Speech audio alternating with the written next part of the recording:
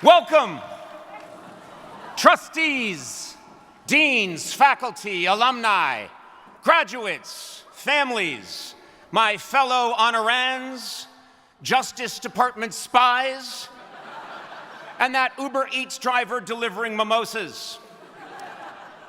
As I look upon this gathering of tomorrow's greatest minds, I'm confident saying there is no less flattering outfit than the cap and gown. We all look like the potions professor at Hogwarts.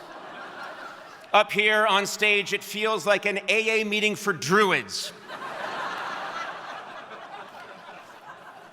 I want to thank President Garber for his incredible stewardship of this graduating class. Fantastic job, sir. Really nice. Really nice. Normally I would give you an A+. But in keeping with upcoming Harvard policy, I'm adjusting your grade to a C-.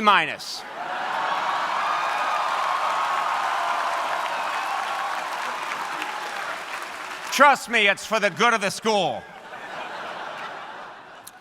I will keep my remarks brief because MIT's graduation is also today, and I want to give you a 15-minute head start on your job hunt. Those nerds down the river won't know what hit them. Also, just a quick announcement after the ceremony. Tequila shots are on me at the Porcellian Club. Yeah. You're all invited. Just force your way inside and tell them Conan sent you. They're an understanding bunch. As we gather here today at this beautiful Tercentenary Theater, I am struck by one thought. Only someone from Harvard would call this patch of grass a Tercentenary Theater. Just look at this yard, Percival. 'Tis a veritable Tercentenary Theater. Harvard, why use a $5 word when a $50 word will do? It's really nice to be back at the very last place I used the word querulous in a sentence. Standing right over there by Widener, I asked someone, what does querulous mean? Fortunately, they knew the answer because it was a Yale student. Man, they're good. Oh, please, let us not denigrate our fellow Ivies. Let's admit that all 7 are worthy institutions. Except for Princeton, those people are absolute tools.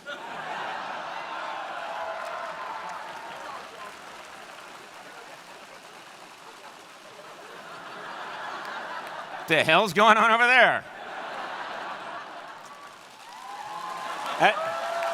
Yeah.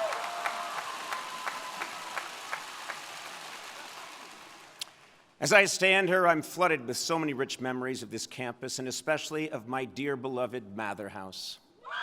Yeah.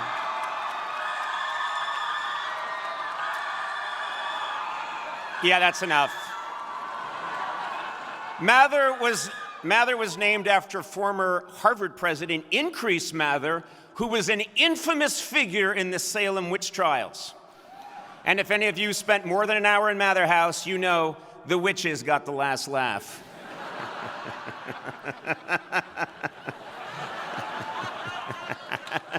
It's such an ugly building. Okay. I'm sorry.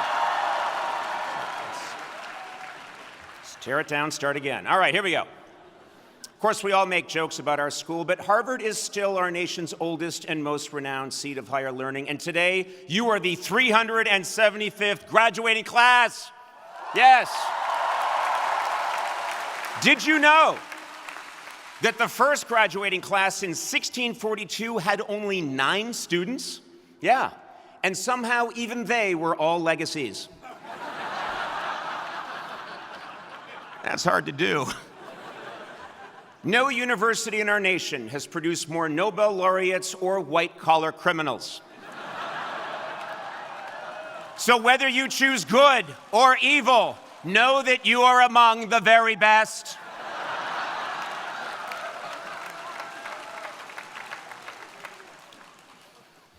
Harvard is indeed an impressive place. Today, this university honors 13 esteemed colleges, and I salute all of you, each and every one. Now, of course, don't push it. Of course, this includes the Harvard School of Dental Medicine. Yes. Yeah. And let me tell you something. When Harvard dentists say you may rinse and spit, they say it in Latin. I wasn't going to do that joke, but the dental school said they'd give me free veneers if I gave them a shout out. No, I take my assignment today seriously, and in preparation for this speech, I asked the provost's office for intel on all your concerns. And I was told the following. You're obsessed with doing laundry now that it's free. You bemoan the lack of fresh berries. You're upset that not all the dining halls have hot breakfast. Yeah.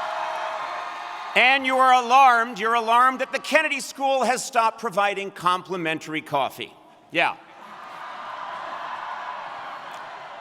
If these are indeed your concerns, you sicken me.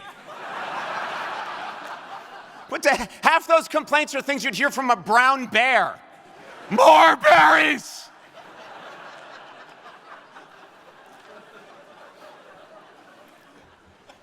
Before I continue, there is one thing I must acknowledge.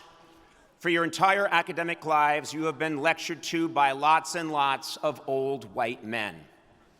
And now, when you are minutes from getting out the door, Harvard is saying, not so fast. We found one more. He graduated 41 years ago, and he's not just white, but shockingly white. In direct sunlight, you can see his bones. Well, I may be old and white, but let me assure you, I still fit in seamlessly with the long list of Nobel laureates, heads of state, and civil rights activists who have given this commencement address. Now, sure, they did great things, but only I play a talking, potty-training gadget named Smarty Pants in the upcoming Toy Story 5 in theaters everywhere on June 19th.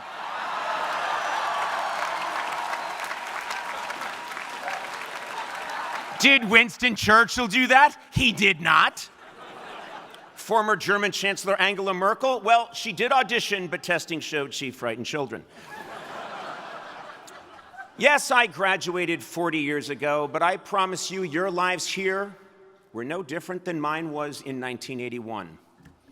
Like you, I too had to put an extra long cord on my dorm phone so I could cook my lean cuisine while talking to my friends about Mr. T. Like you, I know the pain of losing my place on the Ms. Pac-Man leaderboard because I was too busy buying an erase cartridge for my Smith Corona typewriter. Yes, we are all bound by these ancient common truths. Now, of course, I understand the unprecedented difficulties you face today, including AI. Yeah, I know. Luckily, AI is not a problem at Harvard. Here, professors have been able to quickly flag students' use of AI thanks to the sophisticated AI software they use to grade papers. It all works out. Yeah, and don't worry. Despite your fears, trust me when I say AI cannot replace you. Yes. It'll be too busy replacing those creeps from Princeton. Anyway, of course, perhaps the biggest issue facing this institution is that the federal government of the United States is suing our university. Yeah. Many people think I've come today to defend Harvard. Well, sorry, those people are wrong. Not only am I not against these lawsuits, I'm here to announce that I'm joining them. I, too, am suing Harvard. I'm suing Harvard for the cast iron bunk bed that greeted me upon my arrival at Hallworthy 16 my freshman year. A bed that has since been confiscated by The Hague as an instrument of divine cruelty. I'm suing Harvard for allowing me to sign up for a 9 a.m. class at the Science Center and a 10 a.m. class down at Soldiers Field. For God's sakes, I was a child! I'm suing Harvard for my less than spectacular undergraduate sex life. For me having a three-way meant adding a second mirror to my dorm.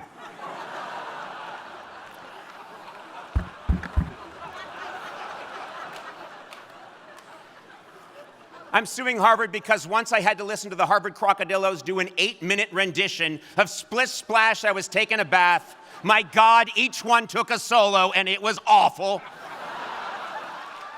And finally, I'm suing Harvard because, and this is absolutely true, in the spring of my sophomore year, while trying to grab a quick lunch at Adam's house, I was served a meal called Captain Ben's Fish Spaghetti. To this day, I have no idea who Captain Ben is or why someone would combine government-issue cod with spaghetti. Harvard, I'll see your ass in court.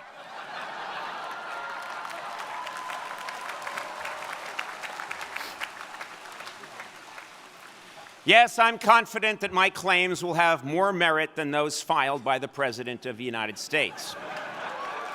Yes.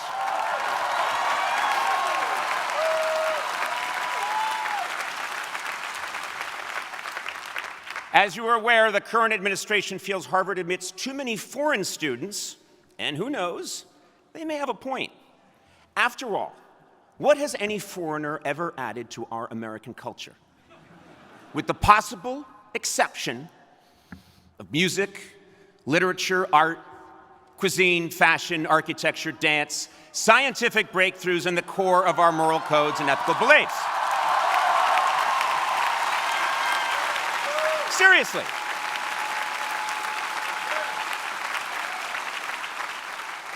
Serious, if foreigners hadn't gummed up the works, right now we'd all be listening to delightful Calvinist reggae, eating savory Church of England ziti, and dancing the forbidden and sexually charged Lutheran lambada.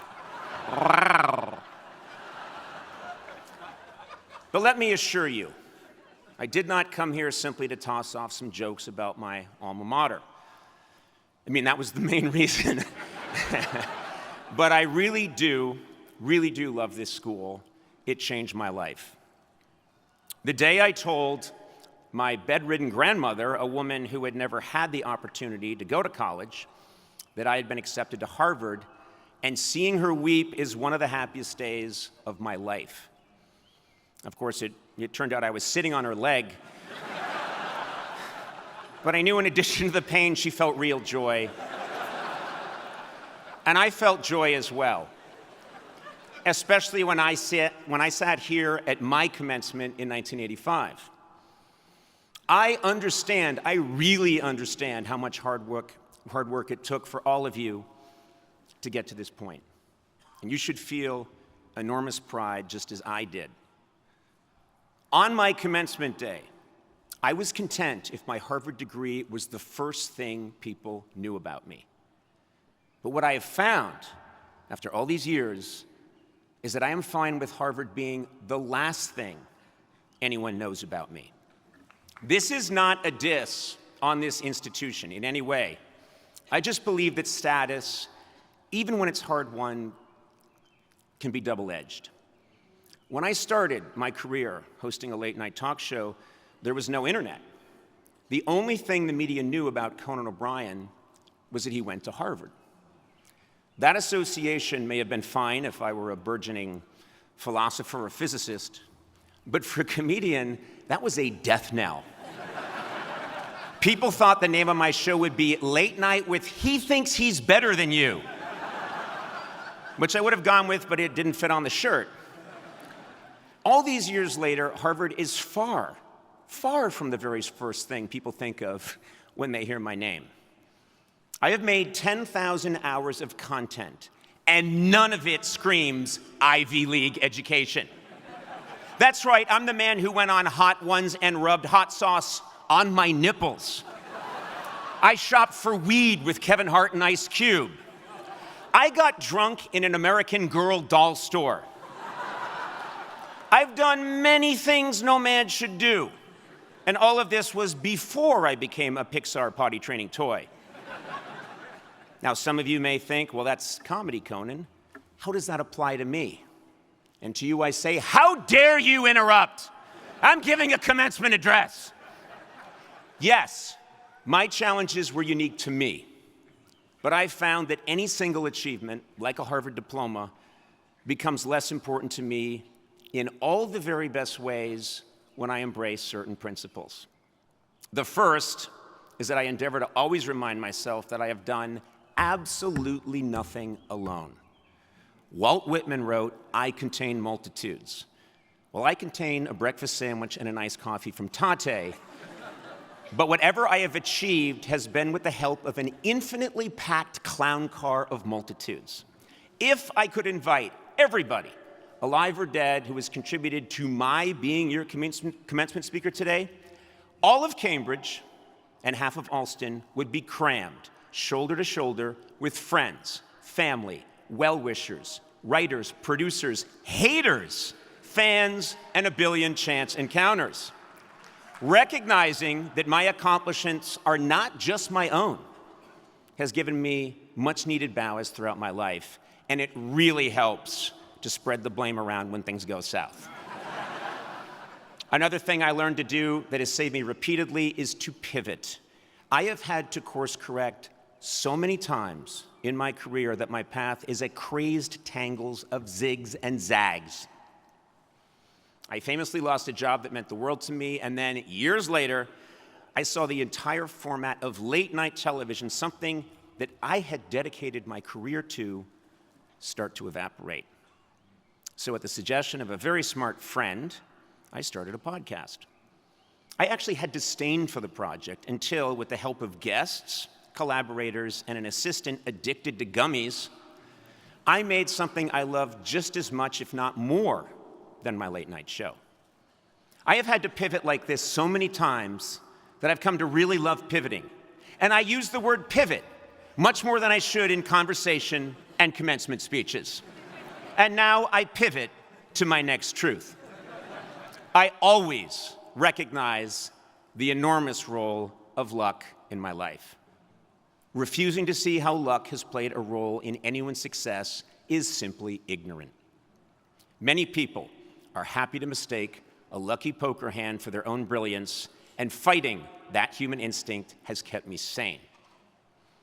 I honestly believe that community, spontaneity, and a real commitment to humility has helped me build a rich life that means much more to me than any diploma.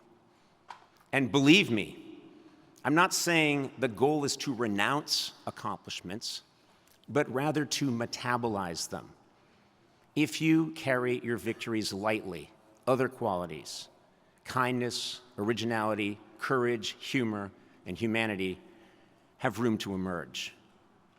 Maybe, maybe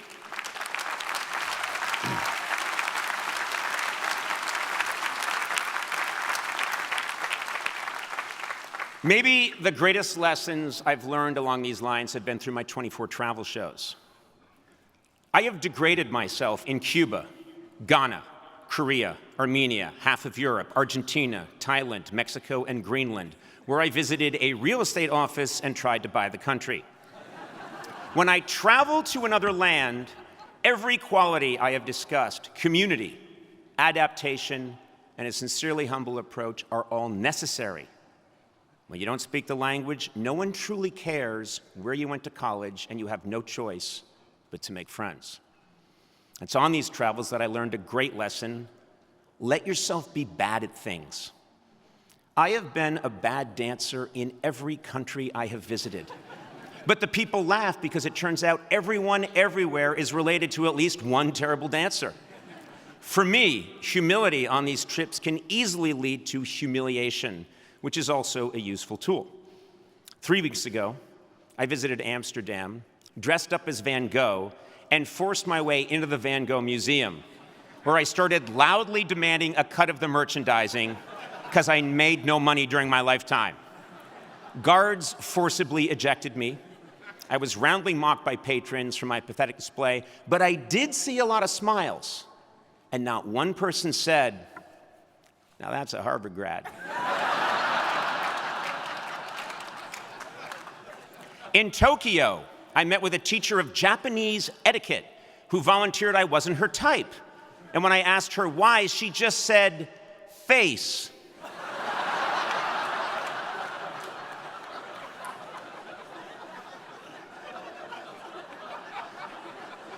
In Ghana, after accepting a royal invitation, I was kicked out of the Ashanti Palace by the Queen Mother because her favorite soap opera was starting. I understand that I am preaching modesty and connection at a time when this is not in style. We are living through a period of extreme narcissism. Our current leadership in Washington believes that empathy is a weakness and that our nation stands supreme and alone. Add to that, everyone here today has a phone in their pocket that is algorithmically programmed to celebrate you and you alone by making you the protein-maxing hero of your own special journey. Much has been written about how isolated and siloed we've become, but for me, the antidote is quite simple. By de-emphasizing what makes us special, in your case, a prize degree, we can really find one another, not as an exercise in virtue, but as a path towards greater laughter, love, and real growth. And believe me, I struggle daily with my own pretensions. I am aware that I am telling you to transcend your glories as I stand on this stage, accepting a doctorate I didn't really earn, while dressed like a 12th century pope. Big surprise, I have a giant ego. I mean, come on, the titles of my shows have been A Late Night with Conan O'Brien, The Tonight Show with Conan O'Brien, Conan, where did I think of that one? Conan O'Brien Needs a Friend, and Conan O'Brien Must Go. I fought like hell to have today's ceremony named Conan O'Brien Presents the Harvard Commencement starring Conan O'Brien. Yeah, let's get that done. So when I realized that my message today would be about the rejection of honor and status, can I consider for a second turning this doctorate down? Did I say, no, President Garber, my achievements are not my own. I must decline. Hell no! Not for a second. My grandfather, who everyone called Hoofer, and who had to drop out of the 7th grade to support his parents, was a traffic cop in Worcester, Massachusetts. Yeah, and he had a saying, take what you can get and ask for more. Very wise man. Hoofer is an essential passenger in my clown car of multitudes. And in his honor, I will grab this doctorate and then ask President Garber if there's also a cash component.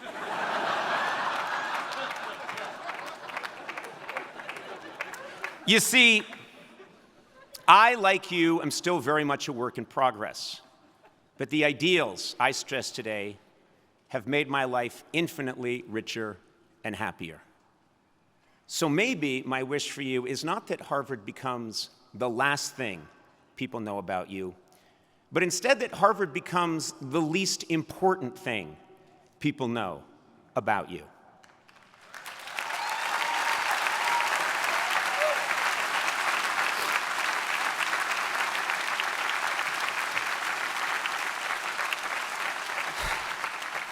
Because your real education starts now, with friends you've made and friends you've yet to meet, with stunning successes and miserable defeats, and with a humble acceptance that your greatness comes from the mess around you, not despite it. From the depths of my heart, I congratulate you, class of 2026, not for any piece of paper you received today, but because of your hard work, determination, humanity, and the boundless community that you have and will create. Let us all resolve on this great day to go forward together and see Toy Story 5 in theaters everywhere, June 19th. Thank you.